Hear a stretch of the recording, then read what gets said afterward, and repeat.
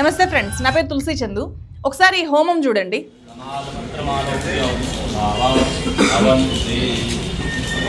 ఇది సాధారణంగా హిందువులు భక్తి విశ్వాసాలతో చేసుకునే హోమం లాంటిది కాదు. ఇది ఒక వ్యక్తి అక్కడికి వచ్చి వెళ్ళినందుకు ఆ ప్రాంతం మైలబడింది అని చెప్పి ఆ ప్రాంతాన్ని శుద్ధి చేయడానికి ఇలా ఈ శుద్ధి హోమాన్ని చేశారు. ఇంతకీ ఎవరు అక్కడికి వచ్చి వెళ్ళింది? కాంగ్రెస్ పార్టీ జాతీయ అధ్యక్షుడు మల్లికార్జున ఖర్గే. ఈ ఘటన జరిగింది ఉత్తరాఖండ్ హల్ద్వానీలో. ఆగస్టు 8వ తేదీ హల్ద్వానీలో ఉండే రామ్లీలా మైదాన్లో కాంగ్రెస్ పార్టీ సభ జరిగింది. ఆ కార్యక్రమానికి ఖర్గే వచ్చి వెళ్ళిన తర్వాత శ్రీరామ్ సేన ధర్మార్థ సేవా న్యాస్ అనే ఒక సంస్థ ఆ మైదానంలో ఇలా శుద్ధీకరణ హోమం చేసింది. అండ్ గంగా జలాన్ని కూడా ఆ ప్రాంతంలో చల్లారు. इस पवित्र स्थल की पवित्रता पुनर्स्थापित करने के लिए किया गया यज्ञ है। अपना श्री राम सेना धर्मार्थ सेवा न्यास के तत्वाधान में यह यज्ञ हो रहा है। हिंदू आस्था को इस बात से ठेस पहुंची कि किसी ऐसे व्यक्ति को मंच में स्थान दिया गया जो हिंदूवादी संगठनों को की तुलना सांप से करता है और मुस्लिम समुदाय से उनको ख़त्म करने की अपील करता हो। और ऐसे व्यक्ति को यदि मंच पे स्थान मिलता हो, एक ऐसा मंच जहाँ से भगवान श्री राम के जीवन को का मंचन किया जा रहा हो, तो उस स्थान की पवित्रता खंडित होती है। वो पवित्रता पुनर्स्थापित करने के लिए ये यज्ञ हुआ। నేను ఒక కార్యక్రమంలో పాల్గొని ప్రజలను ఉద్దేశించి ప్రజల సమస్యల మీద మాట్లాడి ఎలాంటి మతపరమైన వ్యాఖ్యలు చేయకపోయినా కూడా मैंने किसी समाज का किसी धर्म का नाम नहीं लिया, सिर्फ मैं लोगों के समस्याओं को वहां पर बताया। लेकिन मेरे स्पीच होने के बाद कल वो लोग बीजेपी के लोग सब मिलके हवन करके उस स्टेज का శుద్ధీకరణ करने का काम किया। నా స్పీచ్ తర్వాత అక్కడ బీజేపీ వాళ్ళు ఇలా శుద్ధి హోమం చేయడము అంటరానితనాన్ని పాటించారా నా విషయంలో అని చెప్పి అనిపించింది. ఇది నాకు అవమానము అని చెప్పి ఈ ఇష్యూని స్వయంగా మల్లికార్జున ఖర్గే రాజ్యసభలో లేవనెత్తారు. తన జీవితంలో ఎప్పుడూ కూడా దళితుణ్ణి కాబట్టి నాకు రక్షణ కావాలి అని నేను అనుకోలేదు అని చెప్పి मैं एक शेड्यूल कास्ट हूँ, मैं एक दलित हूँ, मेरे को मदद करो, मेरी रक्षा करो बोल के कभी किसी के सामने गिड़गिड़ाया नहीं। मैं लड़ने की शक्ति है, मैं लड़ता हूँ, लेकिन तुम मुझे अनटचेबिलिटी का एक అలాంటి నాకు హల్ద్వానీలో చేసిన ఈ శుద్ధి కార్యక్రమం ఎంతో అవమానకరంగా అనిపించింది, బాధించింది అని చెప్పన్నారు. इस एटीट्यूड का मैं कंडम करता हूँ और जो कोई लोग वहाँ पर ये किए हैं शुद्धिकरण का काम, उन पे केस होना चाहिए। శుద్ధి హోమం చేసిన వాళ్ళ మీద అంటరానితనం నిరోధక చట్టం కింద కేసులు నమోదు చేసి వాళ్ళను అరెస్ట్ చేసి జైలుకు పంపించాలి అని చెప్పి ఖర్గే డిమాండ్ చేశారు. యాక్షన్ లేనా चाहिए। రాజ్యసభలో మల్లికార్జున ఖర్గే డైరెక్ట్ గా బీజేపీ వాళ్ళు ఇలా శుద్ధి హోమం చేశారు అని చెప్పి ఆరోపణలు చేయడం అనేది తీవ్ర సంచలనం సృష్టించింది. ఆయన ఆ వ్యాఖ్యలు చేసిన వెంటనే సభలోనే ఉన్న కేంద్ర మంత్రి జేపీ నడ్డా వాటిని ఖండించారు. ఇటువంటి చర్యలను బీజేపీ ఎంత మాత్రం సమర్థించదు అని చెప్పి ఆయన తీవ్రంగా ఖండించారు. ఈ ఘటన మీద పూర్తి స్థాయిలో మేము విచారణ జరిపిస్తాము, చర్యలు తీసుకుంటాము అని చెప్పి నడ్డా హామీ ఇచ్చారు సభకి. ये सच में बहुत ही दुखदाई विषय है और ये दुखदाई सिर्फ कांग्रेस पार्टी के लिए नहीं, ये दुखदाई हम सब के लिए है। लेकिन मैं आपको विश्वास दिलाता हूं, जो भी बात हुई है उसकी तहकीकात जरूर होगी, लेकिन मैं स्पष्ट करना चाहता हूं, इस तरह की एक्टिविटी को भारतीय जनता पार्टी कभी भी सब्सक्राइब नहीं करती है। జేపీ నడ్డా మాత్రమే కాదు, స్వయంగా ఈ హోమం నిర్వహించిన ఈ శ్రీరామ్ సేన ధర్మార్థ సేవా న్యాస్ సంస్థ అధ్యక్షుడు గిరీష్ చంద్ర పాండే కూడా మాకు బీజేపీతో కానీ ఆర్ఎస్ఎస్తో కానీ సంబంధం లేదు అని చెప్పి వివరణ ఇచ్చారు ఇండియన్ ఎక్స్ప్రెస్తో మాట్లాడి. అలాగే ఈ హోమంలో 4 దళితులు కూడా పాల్గొన్నారు కాబట్టి ఇది కుల వివక్ష కిందికి రాదు, మేము ఎలాంటి కుల వివక్షని అంటరానితనాన్ని పాటించలేదు అని కూడా ఆ నిర్వాహకులు చెప్పారు.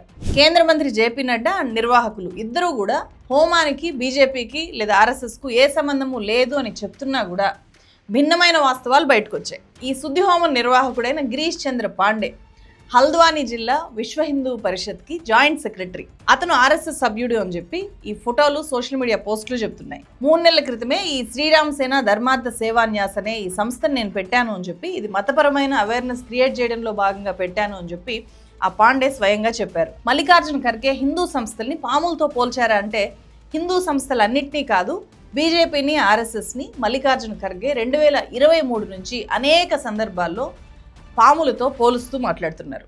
అవి వివాదాస్పదం అయ్యాయి కూడా గతంలో. పర్టికులర్గా 2026 రీసెంట్గానే అస్సాం అసెంబ్లీ ఎలక్షన్స్ టైంలో ఖర్గే చేసిన వ్యాఖ్యలు డైరెక్ట్గా ఈ శుద్ధి హోమానికి కారణంగా నిర్వాహకులు చెప్తున్నారు.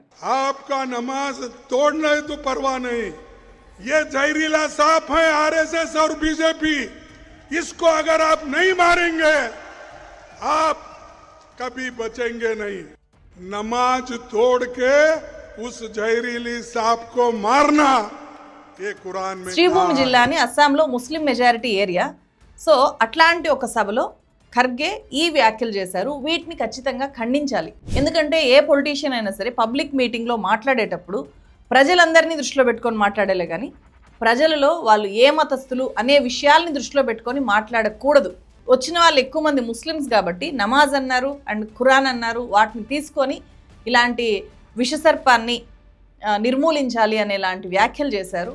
సో ఈ వ్యాఖ్యలు పెద్ద దుమారం రేపడమే కాదు, రెచ్చగొట్టేలా ఖర్గే మాట్లాడారు. కాబట్టి ఈయన్ని అరెస్ట్ చేయాలి అని చెప్పి ఆర్ఎస్ఎస్ అస్సాంలో పోలీస్ కంప్లైంట్ కూడా చేసింది. తన వివాదాస్పద కామెంట్స్ మీద ఖర్గే వివరణ ఇచ్చారు, కాంగ్రెస్ పార్టీ కూడా వివరణ ఇచ్చింది. ఖర్గే ఏమన్నారంటే, నేను విషసర్పంతో పోల్చి నిర్మూలించాలి అన్నది బీజేపీ ఆర్ఎస్ఎస్ ఐడియాలజీని మాత్రమే, ఏ వ్యక్తినో సమూహాన్నో కాదు అని చెప్పి అన్నారు. నేను ఇక్కడ మళ్ళీ చెప్తున్నాను, పొలిటీషియన్స్ ఎలక్షన్ పాలిటిక్స్ కోసం చేసే ఇలాంటి వ్యాఖ్యలు ఏ పార్టీ లీడర్ చేసినా కూడా అస్సలు యాక్సెప్టబుల్ కాదు. ఎందుకంటే వాళ్ళు అన్న ఈ మాటల్ని వాళ్ళు మళ్ళీ సవరించుకుంటారు, వెనక్కి తీసుకున్నామంటారు, మాకు ఆ ఉద్దేశం లేదు అని అంటారు. కానీ ఆ వ్యాఖ్యలు మాత్రం పబ్లిక్ డొమైన్లో, డిజిటల్ మీడియాలో అట్లా నిలిచిపోతాయి, ఇంటర్నెట్లో ఎప్పటికీ ఉండిపోతాయి అవి. ఇలాంటి వ్యాఖ్యల్ని రాజకీయ అస్త్రాలుగా జనం మధ్య విభజన క్రియేట్ చేసేలాగా ఆ తర్వాత మారుతాయి. మళ్ళీ శుద్ధిహోమం దగ్గరకు వస్తే ఇలాంటి శుద్ధి కార్యక్రమాల వెనుక కుల వివక్ష కోణం ఎంత ఉందో విచారణ చేయాలి. కానీ బీజేపీని ఎవరు విమర్శించినా, కేంద్ర ప్రభుత్వ విధానాలని ఎవరు విమర్శించినా కూడా వాళ్ళని యాంటీ హిందూస్ అని చెప్పి ముద్ర వేయడానికి కూడా ఇలాంటివి చాలామంది చేస్తుంటారు. రీసెంట్గానే అఖిలేష్ యాదవ్ యూపీలో ఒక టెంపుల్కి వెళ్ళి వచ్చిన తర్వాత ఆ టెంపుల్ని శుద్ధి చేశారు. गया मंदिर हम इन्होंने धुलवाया क्यों बताइए मंदिर? यहाँ जितने खड़े लोग हैं अगर इस बात से संतुष्ट हो तो बता दें हमें, बताओ मंदिर धुलवा दिया? बताइए मंदिर अगर हम चले जाएं, वहाँ के पंडित जी मना कर रहे हैं कि मत धोओ मंदिर आप, लेकिन बीजेपी के लोगों ने मंदिर धोया. आप सोचो, ये तो चलो हम जो भी रहे हों, हमारे नेताजी कुछ रहे हों, ये तो बेचारे गरीब हैं, इनका हाल क्या कर देंगे ये लोग आने वाले समय में? ఇలాంటివి జరగడానికి రూట్ కాజ్ మాత్రం రాజకీయ ప్రత్యర్థుల్ని, ముఖ్యంగా క్వశ్చన్ చేసే వాళ్ళను, వాళ్ళు యాంటీ హిందూసు అని చెప్పి గత 12 ఏళ్లుగా చేస్తూ వచ్చిన విష ప్రచారంలో ఉంది రూట్ కాజ్. సో ఆ విష ప్రచారానికి క్రమంగా రోజులు చెల్లిపోతున్నాయి, యువత మేల్కుంటున్నారు, రియలైజ్ అవుతున్నారు, క్వశ్చన్ చేస్తున్నారు అండ్ సోషల్ మీడియాలో ఎక్స్పోజ్ చేస్తున్నారు. కాబట్టి ఇంకా ఎవరిని పడితే వాళ్ళని వీళ్ళు యాంటీ హిందూసు, యాంటీ నేషనల్స్ అంటే చూస్తూ ఎవరు ఊరుకోరు. కులం పేరుతోనో మతం పేరుతోనో కాదు, నిజంగానే ఈ దేశం క్లీన్గా ఉండాలి, శుభ్రంగా ఉండాలి అని చెప్పి ఎవరికైనా ఉంటే, అలాంటి వాళ్ళు పూనుకుంటే మన దేశంలో చాలా చాలా శుద్ధి చేయొచ్చు. మీకు ఇప్పుడు కొన్ని విజువల్స్ చూపిస్తాను, భయపడకుండా వాటిని ఒకసారి చూడండి.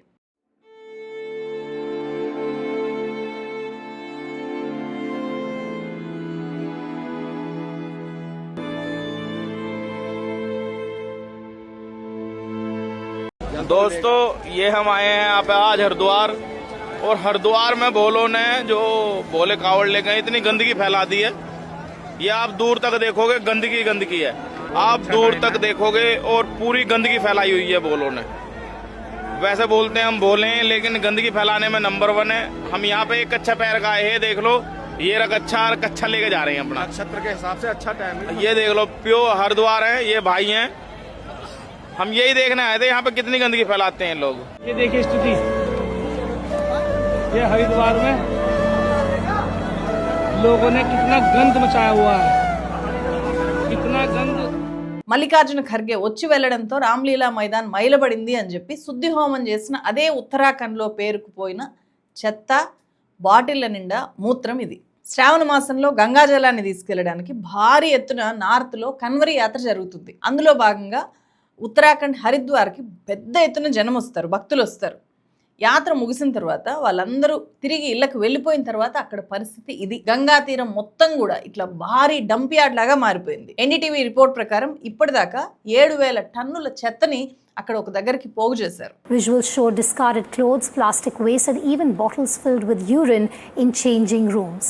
Cleaners were seen removing the bottles without gloves or masks. Authorities say at least 7,000 tons of garbage has already been moved to dumping grounds in Haridwar. భయంకరమైన విషయం ఏంటంటే ఇక్కడికి వచ్చిన వాళ్ళు డ్రెస్ చేంజింగ్ రూమ్స్ అని చెప్పి అక్కడ ఏర్పాటు చేశారు. ఆ గదుల్లో వాటర్ బాటిల్స్ నిండా మూత్రాన్ని నింపి అక్కడ పెట్టారు. వాటర్ బాటిల్స్లో మూత్రం నింపి అక్కడ పెట్టేసి వెళ్ళిపోయారనమాట. ఇంతమంది భక్తులు వచ్చినప్పుడు అక్కడ సరైన టాయిలెట్ ఫెసిలిటీస్ ఏర్పాటు చేయకపోవడం వల్ల ఇలా చేశారా ఏంటి అనేది తెలియదు. కానీ వాటిని మేము ఎట్లా క్లీన్ చేయాలి, ఇవన్నీ కూడా ఎట్లా మేము మా చేతులతో తీయాలి అని చెప్పి ఈ చెత్త క్లీన్ చేయడానికి వెళ్ళిన పారిశుద్ధ్య కార్మికులు వాళ్ళ మొబైల్ ఫోన్స్తో రికార్డ్ చేసి వీటినన్నింటినీ బయట పెట్టారు.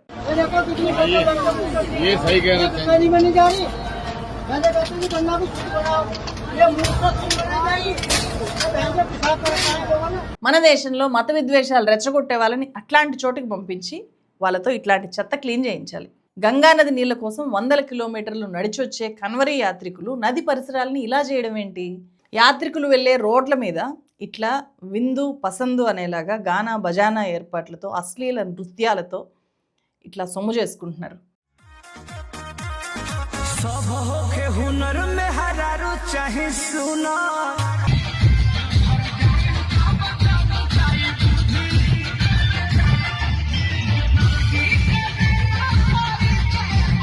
ధర్మ పరిరక్షకులు మేము అని చెప్పుకునే వాళ్ళు కానీ, ఉత్తరాఖండ్లో ఉండే బీజేపీ గవర్నమెంట్ కానీ ఇలాంటి వాటిని ఎట్లా చూస్తూ ఊరుకుంది, ఎట్లా అలో చేసింది? ఇవి ఇన్ని వేల వీడియోస్ ఇవన్నీ కూడా వైరల్ అయ్యాయి. ఇక్కడ చూడండి, శివుడు వేషంలో ఇలాంటి డాన్సులు చేయిస్తున్న నిర్వాహకుల మీద ఎవ్వరూ కూడా ఆగ్రహాన్ని ప్రకటించట్లేదు.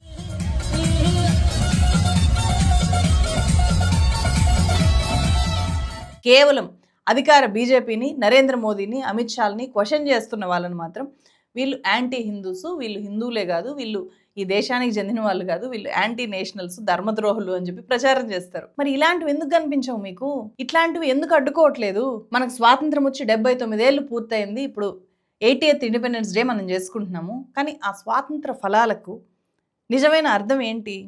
ఒక మనిషి ఒక కార్యక్రమంలో పాల్గొని వెళ్ళాడు అంటే అక్కడ శుద్ధి చేసుకునే స్థాయిలో ఇంకా ఉన్నామా? సో ఇలాంటి ఒక అవమానకరమైన ప్రశ్నలతో ఈసారి పార్లమెంట్ వర్షాకాల సమావేశాలు ముగిశాయి. ఈ ముగిసిన పార్లమెంట్ సమావేశాల్లో విశేషం ఏంటో తెలుసా? ప్రధాని నరేంద్ర మోదీ ఒక్కసారి కూడా ఈ సభలో మాట్లాడలేదు. జూలై 20 నుంచి ఆగస్టు 13 దాకా జరిగిన ఈ సమావేశాల్లో మోదీ ప్రారంభం రోజు వచ్చారు, మళ్ళీ సమావేశాల ముగింపు రోజు మాత్రమే వచ్చారు. మధ్యలో ఒక్కసారి కూడా రాలేదు, ఒక్క మాట కూడా మాట్లాడలేదు. ఆ మధ్యలో చాలా జరిగాయి, ఒక్క చర్చను కూడా సజావుగా సాగనివ్వలేదు. విద్యార్థుల మీద ఢిల్లీ పోలీసులు క్రూరంగా లాఠీ చార్జ్ చేస్తే దానికి మీ సమాధానం ఏంటి అని చెప్పి గవర్నమెంట్ని విపక్షాలు క్వశ్చన్ చేస్తుంటే ఎవరు కూడా నోరెత్తలేదు. విద్యాశాఖ మంత్రి రాజీనామా చేశారు. జార్ఖండ్లో విద్యార్థులు రోడ్డు ఎక్కారు. ఇన్ని జరిగినప్పుడు ప్రధానమంత్రి పార్లమెంట్లో స్టేట్మెంట్ ఇవ్వాలి, కానీ మోదీ ఇన్స్టాగ్రామ్ రీల్స్లో స్టేట్మెంట్స్ ఇచ్చారు. ఇలాంటి పరిస్థితులు ఉంటే మీడియా ప్రధానమంత్రిని కానీ హోంమంత్రిని కానీ ఎందుకు క్వశ్చన్ చేయట్లేదు అని చెప్పి రాహుల్ గాంధీ క్వశ్చన్ చేశారు. Did Mr. Amit Shah give this order to shoot our children or did he not? If he did, he should resign because he is culpable, and if he did not, he should resign because he is incompetent. Right, this is, अब आपने मुझसे सवाल पूछा, आप उनको interrupt करती हैं? नहीं, जब वो बोलते हैं आप सुनिए, जब वो बोलते हैं आप इंटरप्ट करती हैं? नहीं, मेरा जवाब बोल लीजिए. आप इंटरप्ट करते हैं जब वो बोलते हैं? क्यों नहीं करते हैं आप? हमें इंटरप्ट करते हैं, हमें 24 घंटा इंटरप्ट करते हैं, मगर उनको कभी इंटरप्ट नहीं करते आप. उनमें क्या स्पेशल चीज है जो पूरा मीडिया चुप करके चूहे जैसे उसके सामने खड़ा हो जाता है? आपको स्टूडेंट्स नहीं डर रहे हैं, पूरे देश में स्टूडेंट्स नहीं डर रहे हैं, आपको भी नहीं डरना चाहिए. మోదీని అమిత్ షాని ప్రశ్నించడానికి పిల్లలు కూడా భయపడట్లేదు, కానీ మీడియా ఎందుకు భయపడుతోంది? భయపడకుండా మీరు క్వశ్చన్ చేయాలి అని చెప్పి రాహుల్ గాంధీ అన్నారు. ఆ భయం మీడియాలో ఎప్పుడు పోతుంది? మీడియా భయాన్ని వదిలేకపోతే జనమే మీడియాను పూర్తిగా వదిలేస్తారు. అవునా కదా? మీరేమంటారు? కామెంట్ చేయండి. మరో వీడియోతో మళ్ళీ కలుస్తాను. Thank you so much.